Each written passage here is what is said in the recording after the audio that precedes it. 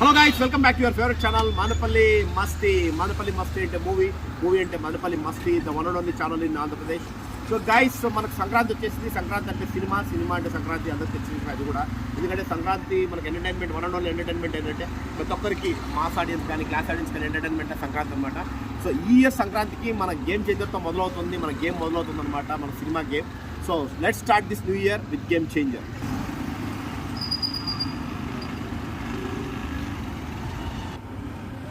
Okay, let start. Evening వచ్చేసి మనకు celebrations ఉంటాయన్నమాట. మన రామ్ చరణ్ గారి ఫ్యాన్స్ సెలబ్రేషన్స్ ఉంటాయి. ఈవినింగ్ హంగామా ఉంటుంది. సో రవి థియేటర్ దగ్గరికి వచ్చేసండి ఈవినింగ్ షార్ప్ 6 PM గైస్. ప్రతి ఒక్కరు అటెండ్ అవ్వాలా. ప్రతి ఒక్క మెగా ఫ్యాన్స్ అండ్ ప్రతి ఒక్క కామన్ ఫ్యాన్స్ కూడా ఎవరైతే రామ్ చరణ్ సినిమా ఎంకరేజ్ చేయాలనుకుంటే ఖచ్చితంగా రండి గైస్.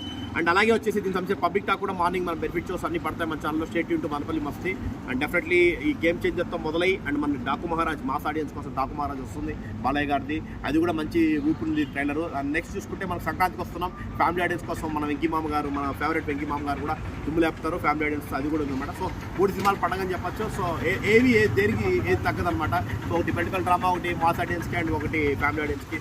బట్ 3 కేటగిరీస్ ఖచ్చితంగా హిట్ అవ్వాలి. అండ్ మన ఇయర్ కూడా బెస్ట్ మూవీస్ రావాలి అని కోరుకుందాం మన తెలుగు ఇండస్ట్రీకి. Thank you so much.